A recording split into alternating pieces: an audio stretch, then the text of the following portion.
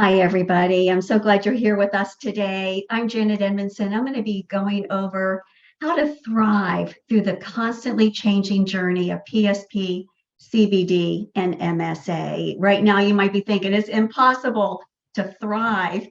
And that might be a little bit of an exaggerated term, but let's look at how we can really get through these diseases. But first, I want to introduce you to Charles, my late husband. He died in 2000. So it was quite some time ago. It took us about a year to get a diagnosis. And at that point, we were going to all the doctors in Boston. And we had some that thought he had PSP, major medical systems in Boston. We had some that thought he had CBD, major medical systems in Boston. And it really wasn't until the autopsy that we were able to know that he did have CBD. But his symptoms, I mean, he had symptoms from all the categories, even symptoms from the MSA category as well. Unfortunately, Charles was 45 with his first symptom, and he died at the age of 50. What I'd like to do now is just go over just quickly the symptoms that Charles had so that you can see how they relate or are different, similar to what you're going through. Everybody's journey with these diseases is different, but I know you all are having symptoms as impactful as the ones we were facing. So Charles definitely had balance issues. And then fine motor movement started way in the beginning. He couldn't button buttons. He couldn't put his tie on. You should see how hard it was for me to learn how to do a tie from behind him. Never had done that before. His body became very rigid, and the doctors explained to me that his brain was telling the front muscles and the back muscles to contract at the same time, and that's not supposed to happen. Only one side's supposed to contract. And so that made him very rigid, especially more as time went on. He also had an eye movement problem, again, coming from the brain, not the eyes. The eyes were fine, but the brain. So with PSP, you know that, some of you may not, but with PSP, the struggle is for the brain to move your eyes up and down. Well, with Charles, he could do that. What he struggled with is side to side. So as he tracked across the line, he'd have kind of a syncopated beat with his eyes. And he also lost his peripheral vision. And I want to mention also here that he lost where he was in space. And this is part of CBD, is that spatial. Where are you in space? He eventually lost his speech about a year, maybe 2 years into the disease. And the swallowing came after that. But early on, Charles was starting to cough. And we had a speech evaluation, which I encourage everybody here to make sure to have that baseline swallow test. And in that, this is early on, we found that what was happening is that some of the food was getting stuck. And just by doing that second swallow, he could get it down. So that helped us out in the early issues. He also had what's called apraxia. If you haven't heard of that term, it just means he can't do things that someone asks him to do or he on demand wants to do. So like the doctor would say, Charles, clap your hands. Now, Charles knew how to clap his hands, but he couldn't quite get them to clap. That's apraxia. And you're going to see why that becomes very important and an issue later on in our process. He also, which is kind of a common symptom for CBD, is he had alien limb. So he would be in the doctor's office and he'd say to the doctor, I see my foot. I know it's my foot, but it doesn't feel attached to my body. He'd also have his arm just kind of float up and he didn't even know that that was happening. Not a big deal, but just a quirky thing about CBD. Then on the cognitive side, very early on, he struggled to find his words. His thinking slowed, which also caused his speech to slow. And early on, he had math issues. So we were still jogging. And he told me one time, he said, Janet, he said, I can't do math. So I tested him. Well, what's 3 + 5? He could not do it. And here he was, an executive in his company, and he said, I can't follow the budget sheets.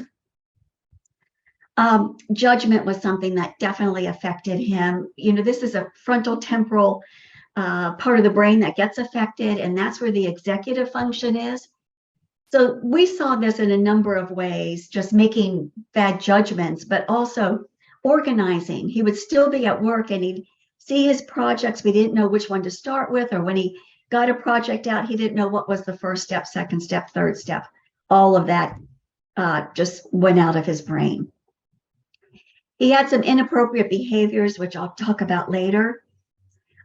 He never got over depression that he got with this disease. And we tried all kinds of antidepressants, but that just seemed to be a constant for him. And sleep issues, which I am going to talk about later. And maybe because of the meds he was on, but he got obsessions. And for us, not such a big deal. He got obsessed with the Beatles. So we just had to keep changing the tapes so he could keep hearing the Beatles. So I'm going to walk through some pictures so you can see how Charles changed over these 5 years. So we got to the Olympics in 1996, I believe. We're about 1 year into the disease. And here he struggled going up and down the stairs of the stadium. That was one of his main issues early on, and certainly at this time. He was committed to jogging. I'm going to tell you about that a little later. But we kept him jogging even when we needed to.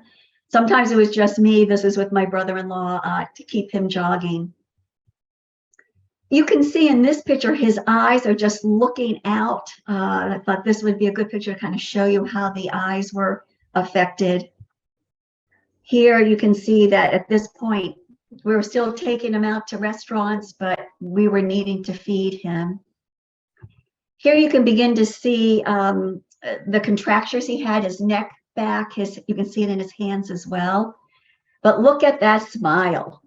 I just love that smile, and it was really sad when we lost that. And here again, just to show you the contractures, and at this point now he was in a wheelchair. And here you might notice that I've got a brace on my hand. I have since come to know that was just arthritis. I was in my early 40s. But at that point, they thought it might be something different. But it's probably from doing all his buttoning and his zipping and all the things that I had to do that aggravated it at that time.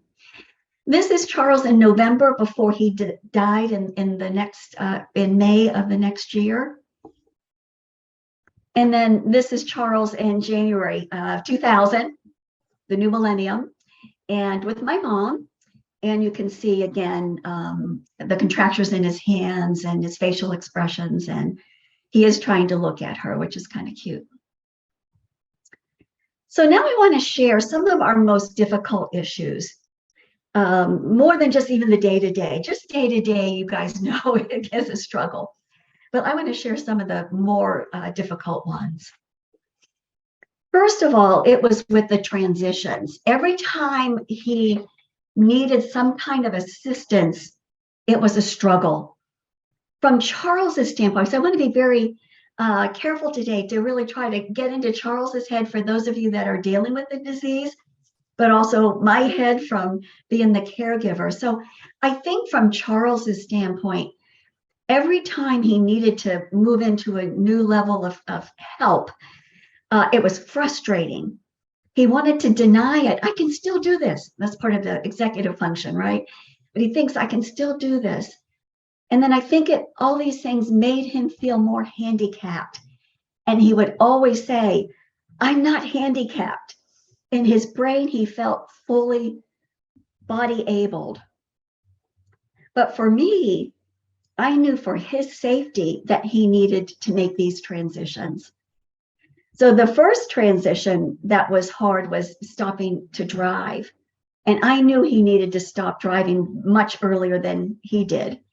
But it wasn't until he parked into a parking spot and didn't see a big green van next to it, and he scraped the whole entire side of the van. And he did come home that day and said, I think I need to stop driving. And at that point, I had already come up with a plan. We had a driver that could take him to work because he was still going to work at that point.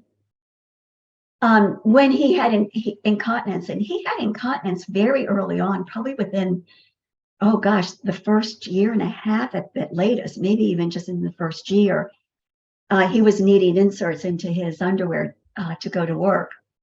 But boy, that was a struggle. And I kept saying, Charles, it's only biology.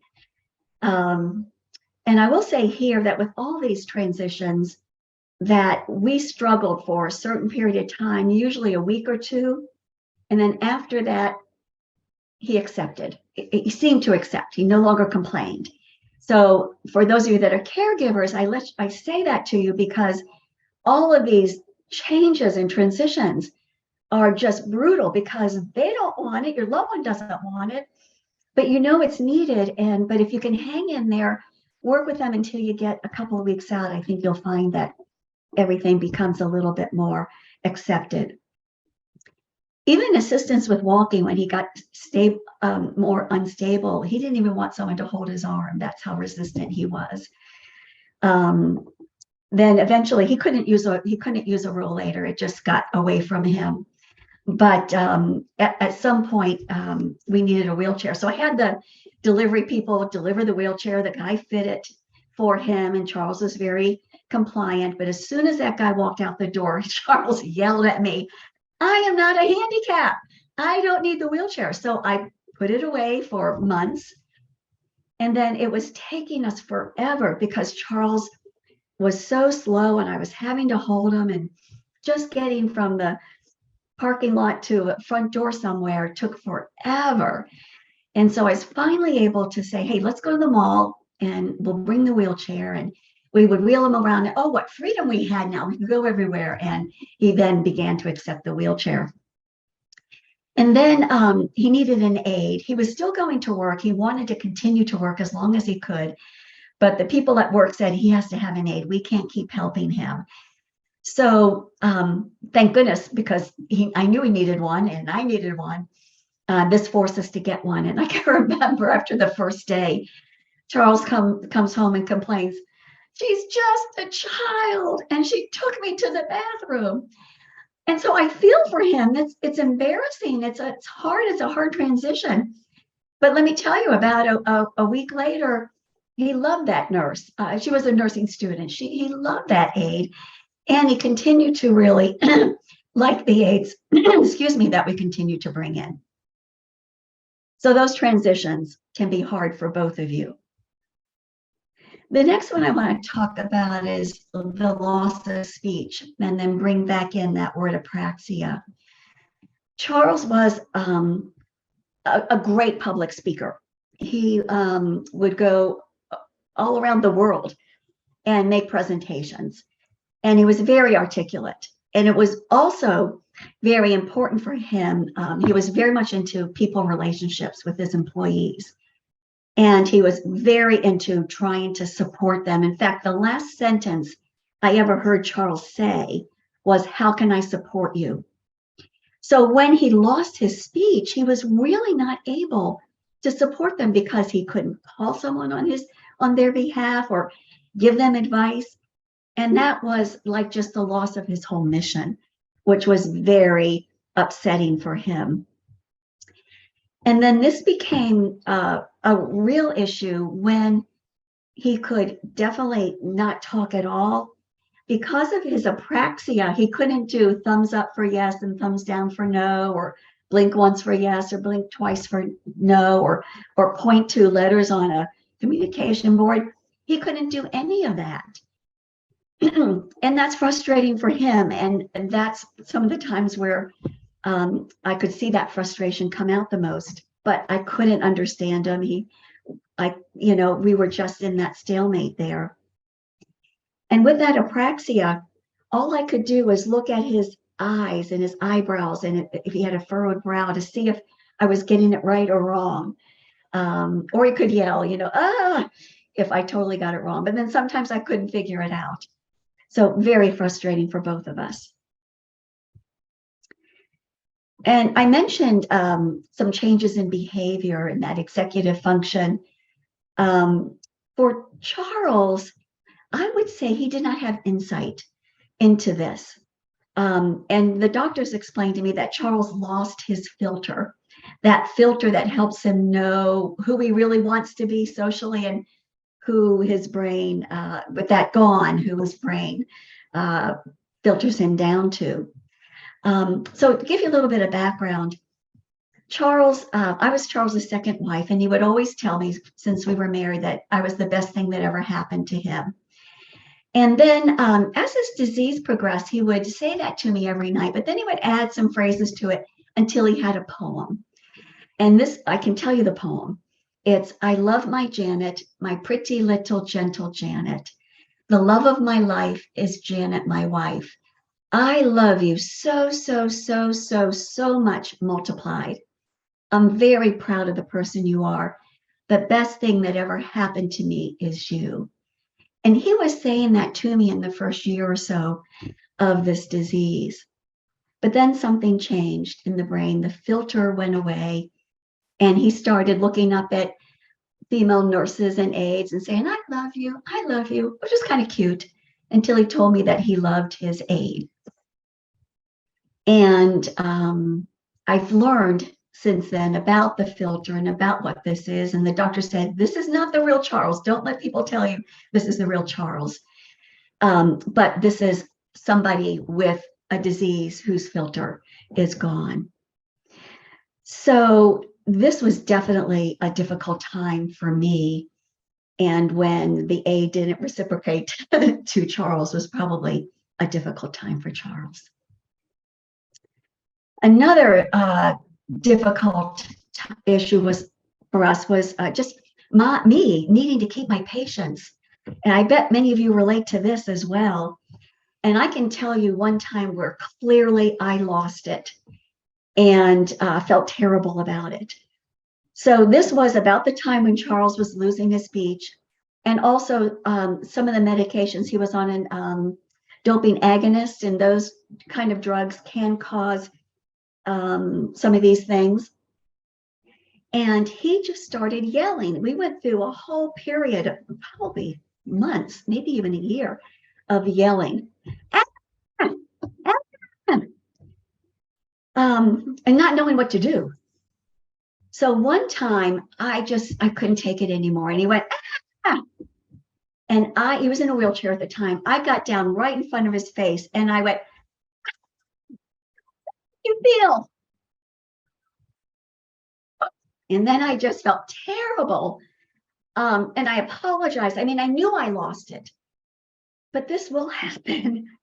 We can't be our best selves 100% of the time. And I want you to realize that we all will blow it. So that leads me to where I want to take us to wrap up today. And that's, what are the ways to thrive?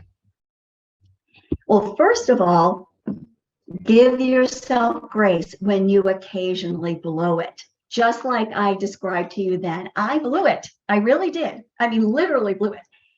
But give yourself grace. Forgive yourself. We can't be perfect. It's my first tip for you. My next tip for you is to build your energy. Do things that energize you, that fill up your energy reserves. Now, this is my list. This won't be your list. And for homework, I really, really want to encourage you to build your list of what are the ways that build your energy, so you can begin to find pockets of time or opportunities to do them. For me, it was having visitors. This is some of my family members coming to visit. Having some time alone is also was important to me. I have been a fitness professional all my life, so fitting in time for exercise was extremely important. Even if I just got exercise by walking Charles around in his wheelchair up and down the street. Watching a great movie was something that I really enjoyed. We would have Friday night movie night because I was still working. So Friday was that was the release day.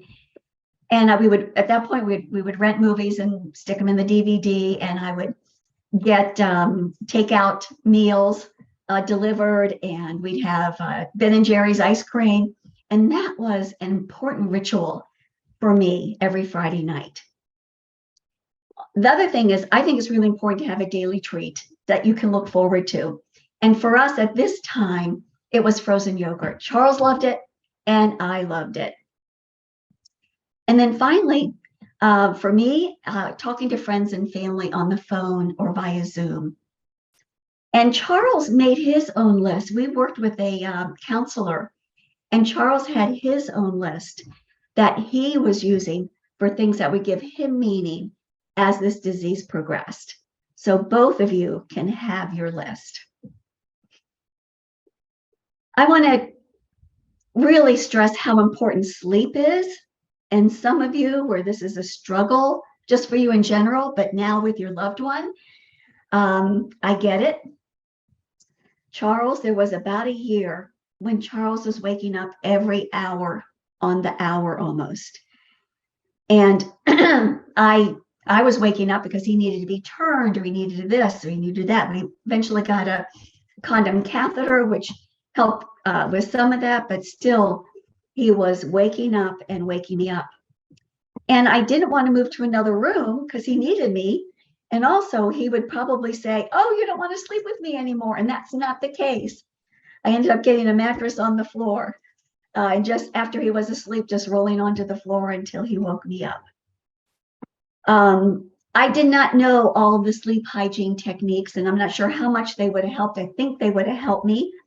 I was just using Benadryl at night, which is not a great thing. It's not good for your brain, which is my bottom point here. Caution with medications. If you need them, okay, you need them, but really try everything else first. So some tips on, I have a health education background, so some tips here on your sleep would be, have a constant schedule. I know most of you do, but same bedtime, same wake up time every day, even on weekends. Have a cool, dark sleep environment. Find ways to really get a dark environment, and watch out for all the little lights on your devices too. We would put a sock over over those little lights that came out. Have a bedtime routine, and what that might mean is pro-sleeping habits during the day. So it really helps if you get exercise, both of you, person with the disease and yourself. And it really helps in caregivers. And it really helps to get into some sunlight. Get into some, even if it has to be inside, get sunlight during the day. That regulates your melatonin at night. And then part of your bedtime routine would be your pre-bed routine. So what are you doing? You're brushing your teeth, washing your face. But then for me, I like to sit and read. Some people like to put music on, something that calms you down and gets you into more of a calm, sleep-ready space. Now, I got a couple of tips for those of you who can't fall asleep and can't stay asleep. You might wake up in the middle of the night and can't go back to sleep. So I have learned these in the last 5 years, maybe. And what I do, you probably know you can count sheep, you can take your deep breaths, which are very important. Those deep breaths cause your blood pressure to drop and all your systems to slow down. But there's another thing that I've learned that's really helped me, and it's kind of like a little mantra, but you're talking to your brain. And the first one that I learned from a friend who got it from her psychologist was, as you take your in-breath, you say, stop thinking. And as you exhale, you say, stop thinking. Stop thinking, stop thinking. And you continue that until you doze off. I have found another one that has really worked for me. And what it is, it's something I learned from a friend. On my in-breath, I'll say, worry is a waste of time. And on my out breath, I say, stop worrying. So worry is a waste of time. Stop worrying. And I repeat that, and I repeat that till I fall asleep. So it's one of the things that the brain likes to be able to fall asleep, is to be distracted, and that becomes your distraction. So I hope some of those tips will help, because sleep is so important. Talk to the neurologist for the person with the disease. Talk to your neurologist. For the caregiver, talk to your primary, and just make sure they're helping you through this process.